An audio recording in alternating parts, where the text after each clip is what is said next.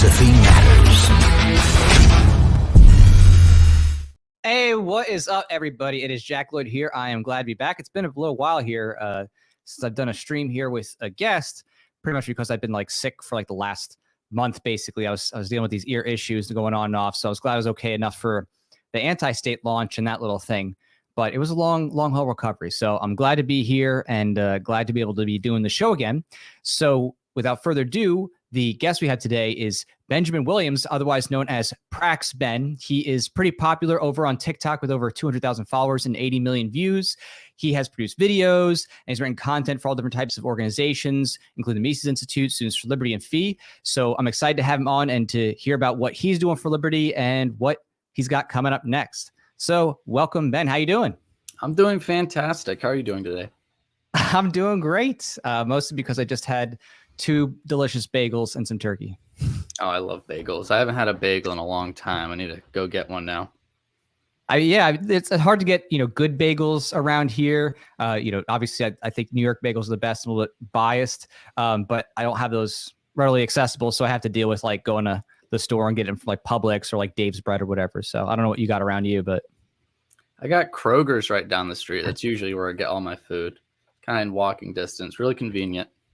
That's good. I haven't been at Kroger's in a hot minute, so that's awesome. Well, obviously, there's a lot to talk about here because I personally took an interest in what you're doing, just seeing how much great work you've done over on TikTok. I'm not much of a TikTok guy myself. I just really haven't gravitated over there yet, but you're killing it over there in terms of taking down all these stupid, Keynesians and socialists and communists with your commentary. So I've really enjoyed that. So I just want to have everybody here connect with your content and learn a bit about you and what it is that you do. So could you tell everybody a little bit about your background and how it is that you first, came to really appreciate Austrian econ and libertarian values?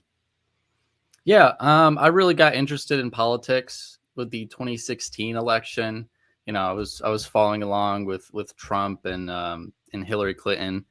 And then I started watching political YouTubers. I was watching Hunter Avlone. I was watching John Doyle and all sorts of people like that. And then from there, I made a Facebook page where I talked about politics because I was like, yeah, I have so much information. I want to tell that to other people. So I posted memes and I did posts talking about politics. And then a few years down the road, I hear people talk about TikTok a lot, and it's often in a cringy context. But, I was like, I need to check out what this is. So I downloaded it. I started making some of my own videos that were just regular memes, trying to do funny content. Then they started taking off. I was doing really good numbers, getting millions of views in some videos. I'm like, oh, I might be good at this, so I decided to devote more time to it.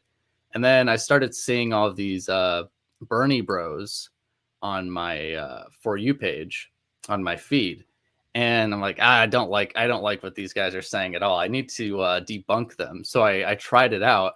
I responded to one of them and he was saying all these weird things. I'm like, nothing you're saying is true. And here's why it's not true. And then people in my comment section who followed me for the memes are like, why are you talking about politics? I'm like, yeah, they're right. I probably should just start talking about politics. So instead, I just made an entire new account devoted to politics. And I started just making response videos to the Bernie bros. And at the time, I pretty much considered myself a constitutionalist because I had some libertarian influence because I was on Facebook. I joined the Liberty Memes Facebook group. And I met David Gay over there and a lot of guys over there. And so I started getting a lot of that anti-war, pro weed legalization influence and seeing some of the arguments for it.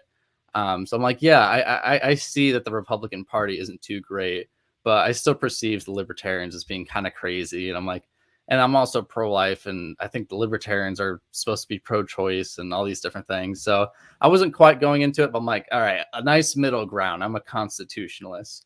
So, I'm going through TikTok in this sort of like pro-Trump constitutionalist phase. And then I start meeting like full-blown communists. And we start a Discord server, a bunch of the political creators, Bernie Bros, libertarians, Republicans, I'll start this Discord server so we can do debates in there. Because at the time, TikTok didn't have live streams where you can do debates. They do now. So we jump into voice chats and just debate for hours on end. And from there, I'm like, I need better arguments against some of these communists. So I gathered up all the smartest debaters. And I'm like, we're going to help each other do research. And one of them's like, hey, guys, I found this really great video that helps debunk communists. And he sends us the Mises versus Karl Marx rap. And I learned a lot just from watching that, and it kind of introduced me to Austrian economics, and I just wanted to learn more. So I looked up this Mises guy. I found some audiobooks on YouTube. I started listening to those. I was listening to a lot of audiobooks at the time. Lots of different YouTube videos about the economic calculation problem. I'm like, this is great. Like, wow, I didn't realize there's so many great arguments out there. So yeah, from there, I started drifting more towards libertarianism, because economics and ethics I found very convincing. I became a classical liberal, and then a minarchist, and then eventually I got to anarcho-capitalist. So yeah, I mean, that's the basic gist of the story. I continued doing TikTok for since I started doing political TikTok at the end of 2019. So I've been doing it ever since. So I continued. Eventually, I started seeing really rapid growth, and figured out how to play the algorithm for political content. And yeah, so it's been going really well. I'm now working as a content creator full time. I quit my job a few weeks back, and I'm working with the Foundation for Economic Education as their very first Henry Hazlitt content creator, which is part of their Henry Hazlitt Fellowship program. Wow, I mean, that's amazing. That's an incredible story, just like your whole personal development. And I think it's fascinating how it was a rap video that kind of propelled you down the Austrian pipeline. I think that was John Papaloa who produced that. So that's super cool to see, how viral media really shaped you at the same time you were also shaping viral media. So that's amazing. When it comes to your content, what's been your favorite topic that you've seen a lot of success, with changing minds on? What's been one of your, hotter topics that you've been able to really push people on? I think just in general, anti-socialism and anti-communism, those are the topics I'm the most interested, I think. And I from what I've seen, people whose minds I've changed, they usually say something like, oh, I was a socialist and then I changed my mind. Or sometimes they'll be like, oh, I was a Republican, I became a libertarian. So yeah, but that's like most of my content. I'm kind of known as like the guy who goes after the socialists, who makes all the response videos to the socialists, and then they all block me because they're coping about it. Yeah, it's the most common tropes usually when you deal with those people, right? They're constantly talking about how private property and profit is theft, right? So that's a common trope you're dealing with there. Workers being exploited, conflating, capitalism with the cronyism of government, including with corporations and central bankers. So, with these kinds of topics, what have you found, in terms of your own rhetoric that's been the most powerful to help people come out of those type of class labels and things like that? Well, the best way to deal with them is to understand where they're coming from and understand what they're thinking, right? So you want to listen to their arguments and listen to what they think you think. And then from there, the best thing to do is say what they don't expect you to say, right? Because there's a lot of very standard arguments against socialism or communism that you'll hear, like normie-con arguments. All right, so some of them are pretty legitimate. Some of them maybe not so much. But I think kind of straying from that and going directly after the communist actual talking points, like full blown, and not giving them the standard rebuttals that they usually hear, is the best way to get them to listen. Because then they're like, oh, I've never heard this before. And they some of them, there's different types, obviously. Some of them, maybe the Marxist Leninist or the tankies, as we call them, they'll say stuff about, oh, the Soviet Union, zero homelessness, fastest growth, they ate more than Americans, et cetera, et cetera, et cetera. Cuba, life expectancy, best healthcare, blah, blah, blah, all this stuff, all their talking points. They've got their little Google Docs. If you learn all that stuff, learn what their talking points are, learn why they're wrong, because all those things are wrong. They're all wrong. They're not very good at research. They say, oh, the literacy rates, they raise the literacy rates, but they happen to be illiterate themselves. So understanding those arguments, going after them, debunking them, that's really the best way to do it. Right. And so, when it comes to maybe a topic, let's just, say for fun here, if you're talking with someone and they were trying to say to you, oh, okay, well, you may have a job and your employer pays you, but you're not getting the full value of your labor. They're exploiting you. Your boss, he's a capitalist thief, taking away what you would be earning otherwise in your profits. What would be something that you would say in response to that? Well, if they say something like you're not getting the full value of their labor, I want to push them on what value even means to them. How I would define value is perhaps something that alleviates some sort of discomfort. So in a more like praxeological sense. So you've got a discomfort and something that eases that discomfort. So like you're hungry, food is going to be valuable to you.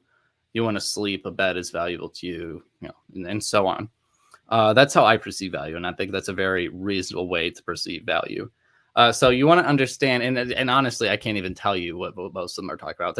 You ask 5 different socialists what value is, you're going to get 5 different answers. No, you're going to get 6 different answers, actually. I don't even know. I can't even tell you. But yeah, I would push them on what value even means. I would give an alternative definition of value like I gave and see if they agree with it. And then if they agree with that, then it's relatively easy from there. But if not, you can point out, well, you're just pointing out monetary values. You're just pointing out monetary units, right? So they're paying you X amount and their profits are more than X amount, right? So there's a flawed assumption in there that assuming $1 is always equal to $1, right? And by that, there's different ways we can see that's not always true, whether it be inflation. So $1 30 years ago isn't the same value as $1 today. But also through like any period of time, really, even if it's 1 year, even if it's not inflation, just because we value things now, we value products now, right? We don't want $1 a year from now. We want $1 now. But if you could say, maybe I want $10,000 now more than $11,000 in the future, even though $11,000 more, you value the $10,000 more because it's now. So I point out observations like that and say, yeah, there's obviously so much more nuance here. You can't just say, oh, you're not getting the full value, right? There's lots of different counter arguments you can go with from there. I really love Bombauer.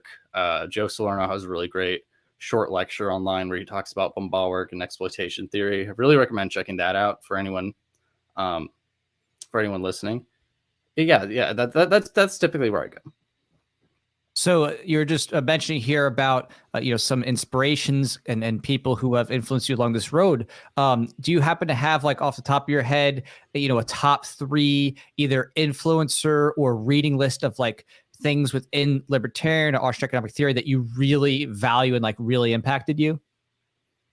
Yeah.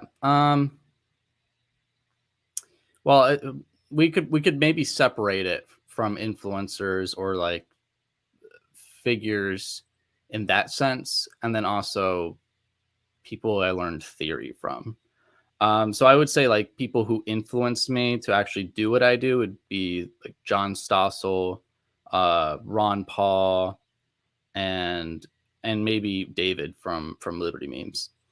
And the people who influenced me in my theory would be like Hans Hermann Hoppe, Murray Rothbard, and Mises primarily. Wow, that's great. I mean, that is cool to hear too, on both, trades of thought, people who inspired you in your kind of production sense, and then also in your, economic and ethical thinking. So that's really great to see. Did you have any, I guess you could say, any types of creative inspirations otherwise in your journey that really stuck out to you? Because I know you talked about the Marx versus, was it Hayek, right, Rap? Marx Right. versus Mises. Because the original one was Marx versus Mises, and then it was Hayek versus Keynes, right? Those are the two videos they made, right?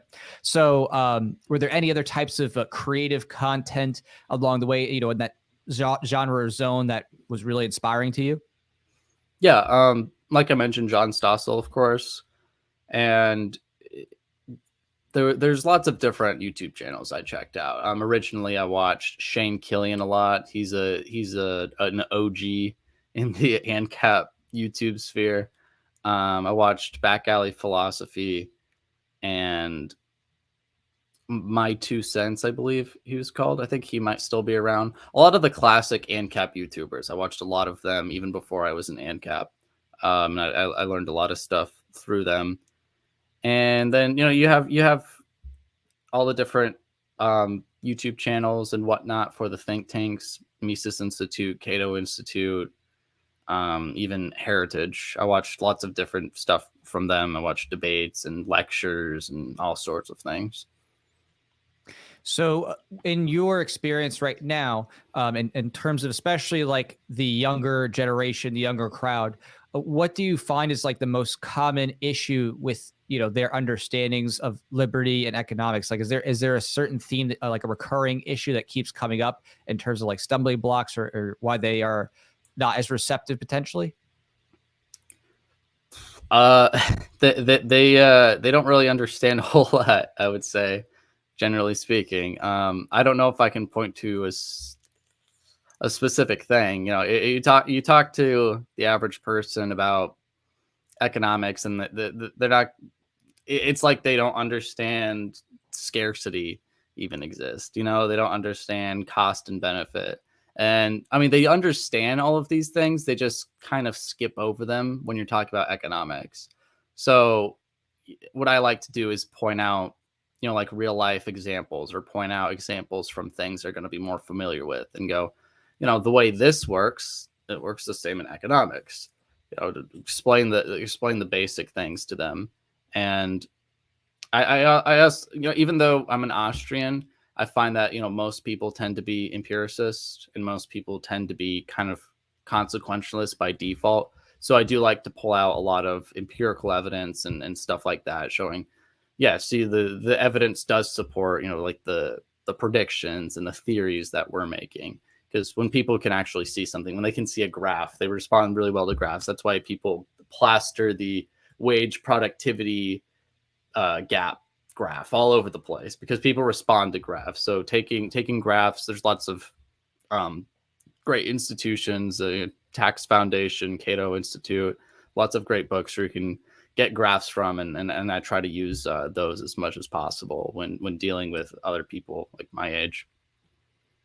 For you, what was your kind of like last rung of, you could say, holdups or stumbling blocks before you finally went full ANCAP? Like, what was kind of like the last legs of your journey?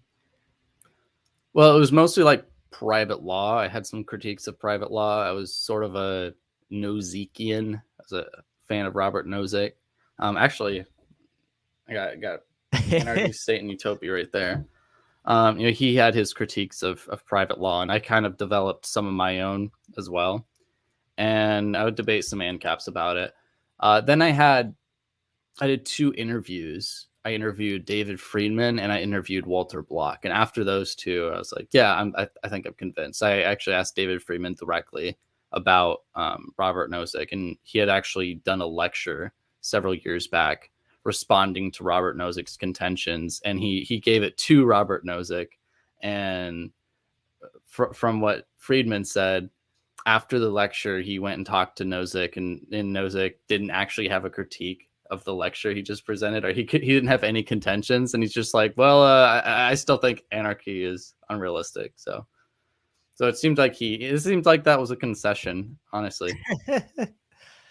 Well, so with your critiques of private law and like what that was about, was there anything that like stuck out to you that you eventually overcame, like in what specifically, that you were thinking about that time?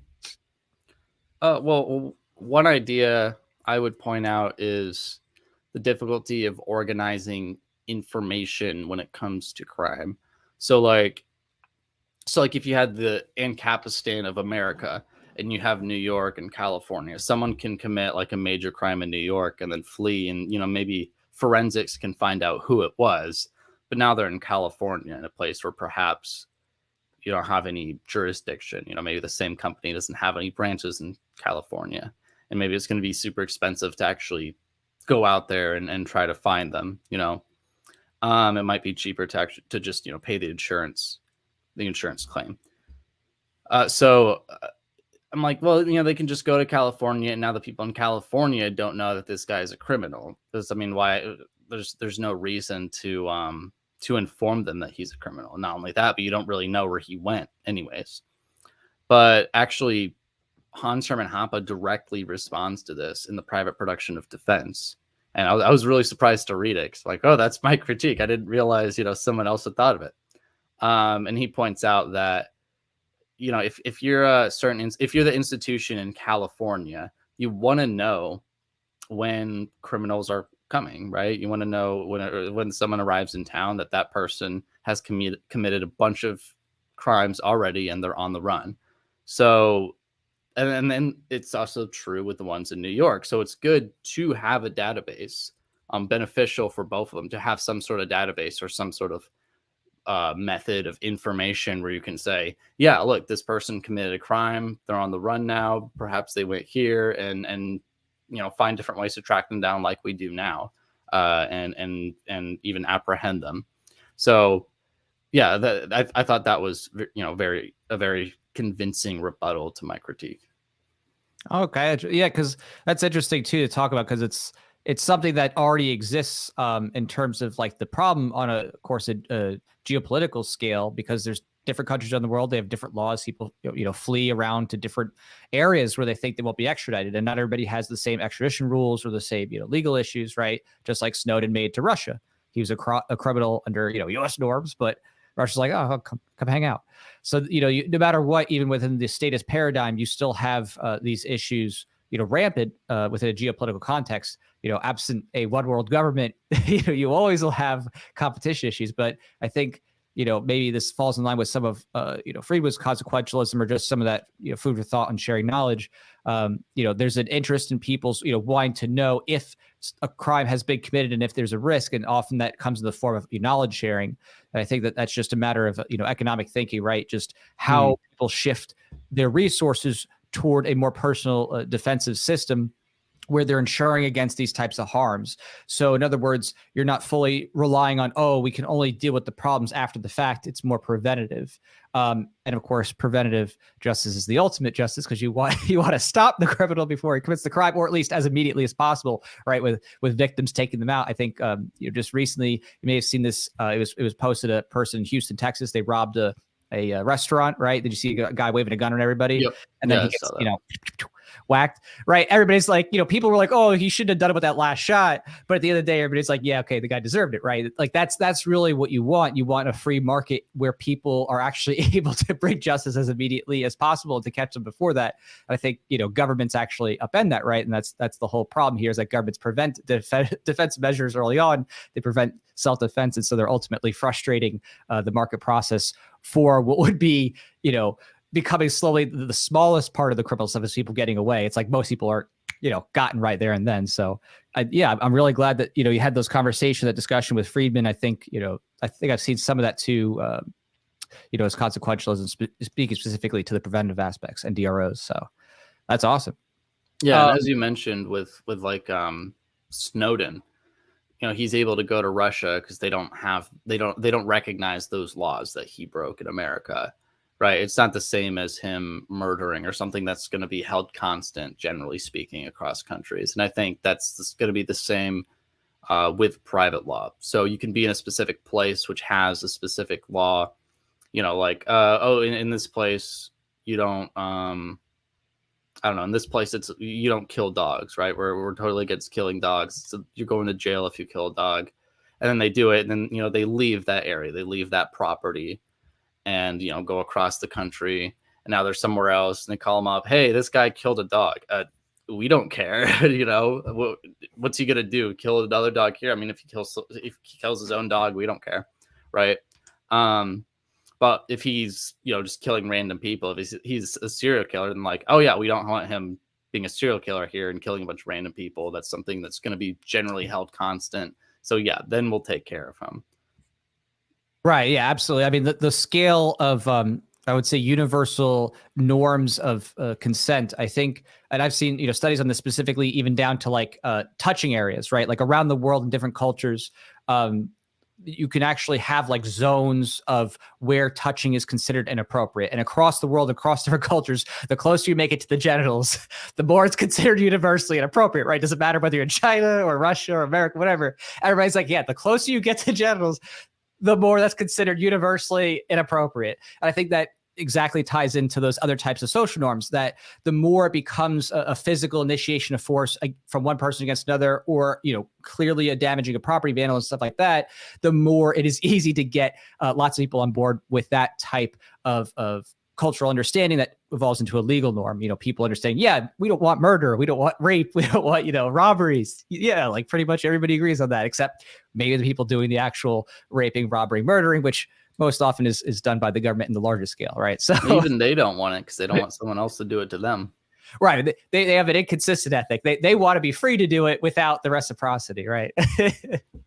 So yeah, exactly. And I think that's excellent. I really like how you bring to bear that type of thinking and thinking about both the consequentialist and the ontological ethics, and the metaphysical Austrian perspective. So before you got to that point, though, what did you consider yourself economically? Did you actually have a particular economic ideology before, finally becoming Misesian? I just considered myself capitalist. I was inconsistent. Even when I was a classical liberal, I was inconsistent. I'm like, taxation is theft. But Ben, don't you need taxes for the police, the military? Well, yeah, it's still theft though. But you have taxes, but it's theft. That sort of thing. But yeah, I mean, I was never a socialist or a communist. My views on like political freedom changed over time. Like at one point, I would have considered myself like a paleoconservative, and then gradually it went all the way down. Constitutionalist, classical liberal, minarchist, ANCAP. Wow. So with your work, have you had any, I guess you could say, reactions or changes with friends and family? Because, when you consider the time period and, of course, how far you've gotten with this in terms of doing outreach, I'm sure that the people have probably taken notice at some point. So how has that impacted them? Yeah. I've always tried to keep it relatively separate from like real life, as I call it, real life. But now it's a bit different because that's my job. That's my full-time job. But yeah, there was a point when my parents are like, "Oh, you're like viral on social media. Where'd this come from?" My parents are not ANCAPs. I think they're generally like cool with all this, but they do disagree with me on political things. I turned my roommate into an ANCAP. One of my roommates, he's an ANCAP. But yeah, I mean, I talk to people in real life about politics occasionally, but it's typically like at actual political events and whatnot, right? If I'm just talking to someone on a day-to-day basis, I'm usually not going to mention politics unless I'm saying something that's just really, really funny. Just making some random dumb joke. Because sometimes I do that. I kind of forget who I'm talking to. This isn't friend group number 1. This is friend group number 2. But I'm making a friend group number 1 joke. So I'll make some like Hans Hermann Hoppe joke to people who don't know who Hans Hermann Hoppe is. And they're just like, what are you talking about? That's awesome. Yeah, no, it obviously once it gets to that point where it's like so much a part of your life, it can be hard to separate. Absolutely. So when it comes to your personal work goals and things that you're striving toward, what direction are you ultimately looking for yourself in terms of like where you see yourself taking your talents and your outreach? Do you have like a particular vision in mind? Is there something you want to create eventually, an org or a book or anything of that nature? Well, my goal was to work full time. So I just reached that goal very recently. I do have other things planned. So at the moment, I don't have like this major goal like that one because I just reached it. So I have to think about it and be like, all right, well, what am I going to do next? Because there's different things that I've thought of. Am I going to do this? Am I going to do this? So I'm not totally sure. I'm just kind of going with the flow where I am now. I am working on various books. I do want to be publishing books. And I have like ideas for YouTube shows, and I'm talking with lots of content ideas with Fee. So we'll have a lot of things coming in the near future. Awesome. Yeah, that's exciting. Could you speak to a little bit of one of your recent articles, especially on Acadia and having an ANCAP society? Would you be able to elaborate a little bit about that? Yeah, sure. So I wrote back in September, maybe. Back in September, I published my article on Acadia. Acadia in the ANCAP community was relatively unknown. Some people knew about it. There was some writings about it. There was one on LouRockwell.com. But then not too long ago, Rosalina Candela and Vincent Galoso published their paper on Acadia. So Acadia, we're primarily looking at 1655 to 1755. And it's up in Nova Scotia, Canada. The Acadians, they were French settlers there. So Acadia in this time period was considered stateless. Initially, they were under the French state, and then they were under the English state, technically. But the states didn't really do anything, right? So it was basically anarchy. The states generally didn't tax them. Sometimes there were taxes, but people just evaded the taxes. They didn't have state laws or anything like that. They ran everything on a voluntary basis. They had a free market. They respected private property rights, and by them you also had the Mi'kmaq Indian tribe, and they also were stateless, and they both lived in relative peace. They didn't have a bunch of fights between them like you had in Quebec and you had in many other places that didn't respect property rights and that had states. And the Acadians were primarily Catholic, and the Mi'kmaq, their spirituality was pretty compatible with Catholicism. So they kind of shared their religious practices a lot. And they also intermarried. So my mother is French. I almost said French Canadian, French Cajun. Well, they did come from Canada, French Cajun. So the Cajuns are Acadians. They came down from Acadia after the expulsion in 1755, 1756.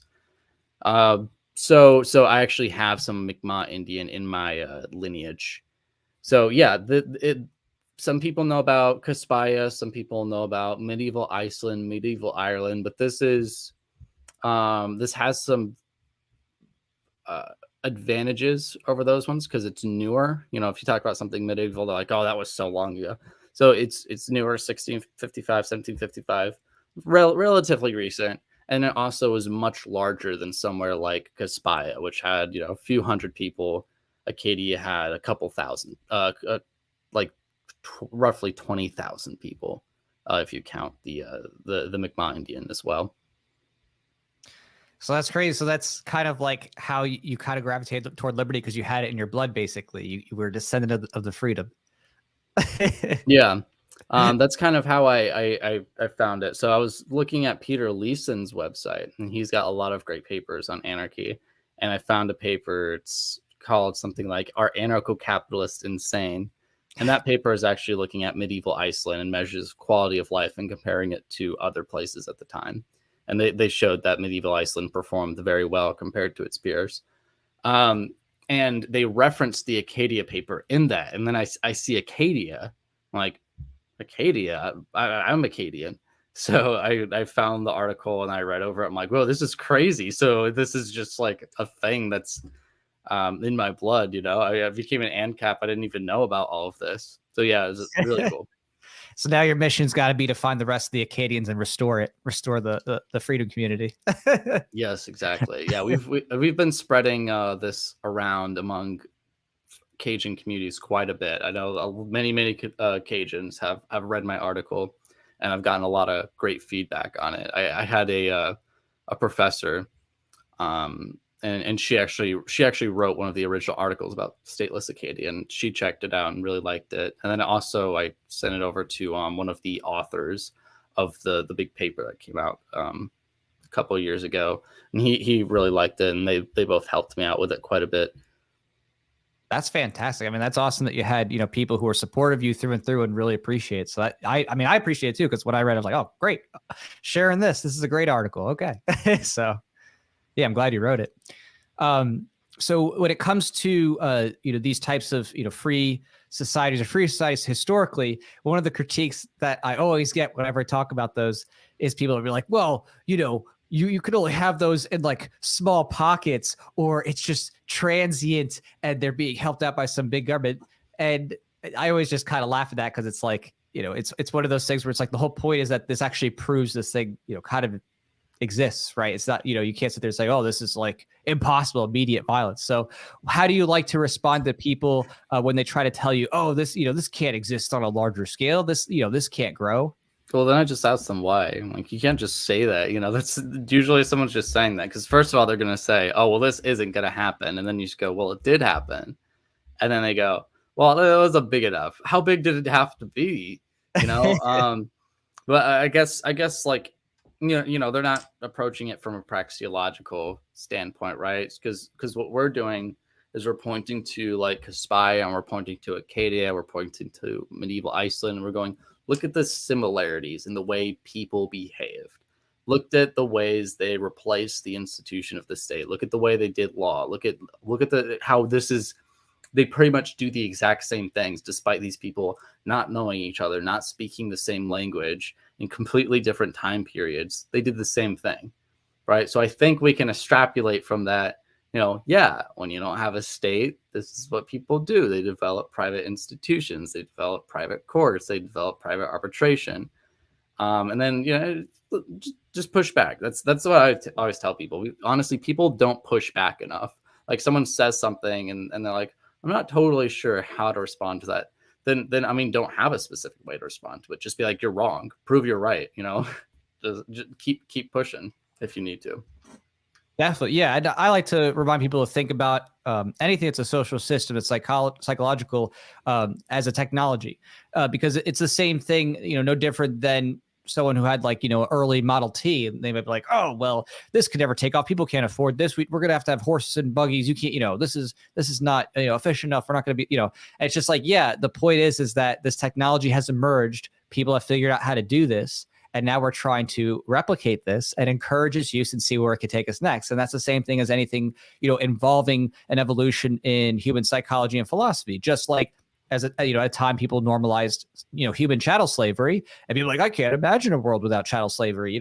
How are these slaves going to get jobs? How are they going to read if we free them? It'll just be chaos, right? It's the same thing where it's like, yeah, just because you're worried about the what ifs doesn't mean that this can't happen and people can't change their way of perceiving this reality and say this is wrong. And okay, well, how do we live without chattel slavery, right? If this is ethically wrong, I think that's just kind of the same mentality in getting people to realize those foundational principles.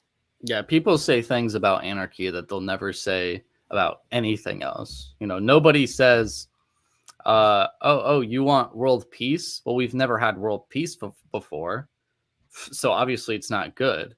You want anarchy? We've never had anarchy before, so obviously it's not good. It's ridiculous. You don't use that for anything, and that's what I point out to people. Just be like, look, this is silly. You apply this to literally anything else ever in history. What system of government do you like? It didn't exist at one point. You know that, right? So. Yeah. Right. Yeah, and exactly. And you put it back to other people in any other context of something that's a moral harm. You don't sit there and go, oh, okay, the government has laws against murder, but they're still murderers. So I guess therefore government failed, right? No one takes that as a magic bullet failure for government. Or slavery was banned, but there's still human trafficking and there's still slavery in Libya or whatever. No one goes, oh, well, I guess that means government failed because slavery is bad, but hey, it's still there, right? Nobody ever does that. They always they continue to rationalize it. And so it's just calling out those layered rationalizations and getting people to recognize that if this is actually an ethical norm, we should be thinking about, okay, well, how can we achieve peace and trade without the unethical behavior in the equation? If it's not functionally, that is not functionally impossible, right? There's a big difference between something that cannot be because it cannot function that way, whatsoever in empirical reality, versus, oh, okay, this might be a hard transition from now, but okay, it's a worthy transition, that kind of thing, Yeah. So. Yeah, I like to point out we're not utopians. We don't believe everything's going to be flawless and perfect. We're just observing, if you take a society and make it stateless, it's going to be better off. And it's going to be more ethical. You look at Somalia when their state fell in the 90s. Things got better off by most measurements of quality of life. Would I want to live in Somalia from where I am now? No. But we're not talking about bringing Somalia here, right? We're talking about bringing statelessness here. When they got statelessness from where they were in the same place with all other things being held constant, it got better, right? People are always pointing out like, well, look what happened in this business today. Look what happened here. I think a little while back there was the tornado Amazon incident, or some factory or something. I don't remember specifically, but I remember it was a warehouse or a factory, and the manager said, no, don't leave, stay here. And then they were killed in a tornado or something like that. I'm like, yeah, that stuff's going to happen, right? I think that was clearly a bad decision, and the people who made the decision should be held accountable. But you take examples like that from the private sector, I'll show you 10 examples from the public sector, 10 examples from the government that are 1,000 times worse. Like the White Sea Baltic Canal construction in the Soviet Union, where like 100,000 workers died because of bad working conditions. That was not only the government, but that was the communist government, right? Like I think one's worse, every instance. You want to point out, oh, a security guard killed someone unjustly. Well, wait till you hear about the police, man. That's really important to get across to people. We're not utopians. We're not expecting a perfect world. We just want to make things better. And we recognize people aren't perfect, and some bad stuff is going to happen. Some people are going to abuse what power they do have, but them having a lot less power to abuse is a good thing. Right. And on that note, too, like I point out to people that in the 20th century alone, there was over 262 million democide deaths, by the states. And that was more than the count of private murder. But people will rationalize that. They'll worry like, oh, what about these warlords take over this, that? And I said, yeah, but the warlords that have been the worst in human history, like the greatest deaths in a century, from direct, violence from the state and from starvation, makes everything else pale in comparison.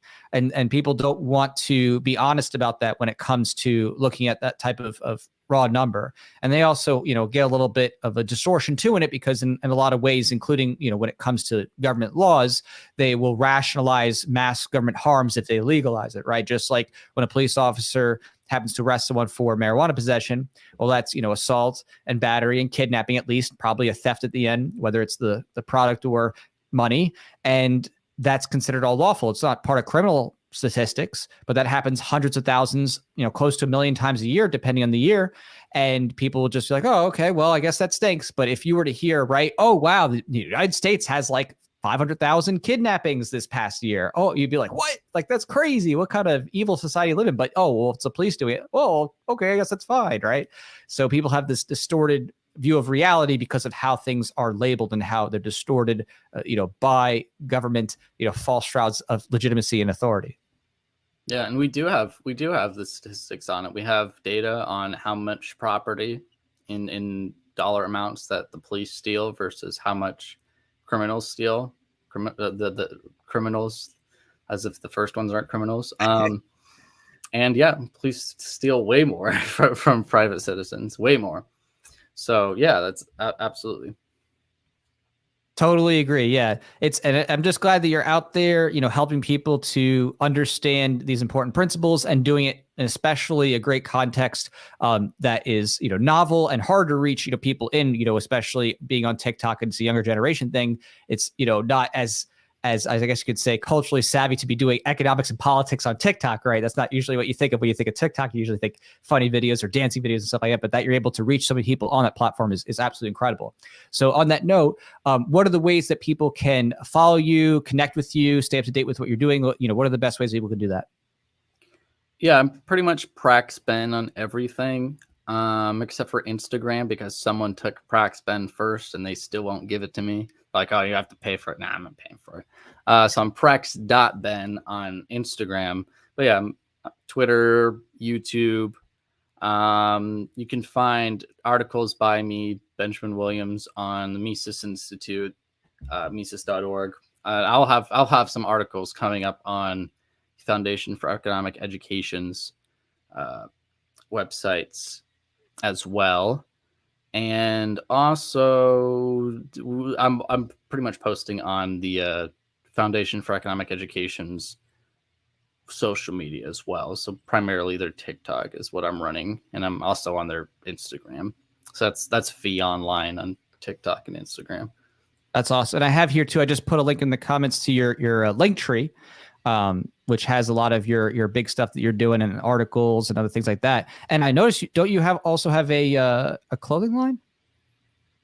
Yep. Capitalistwave.com.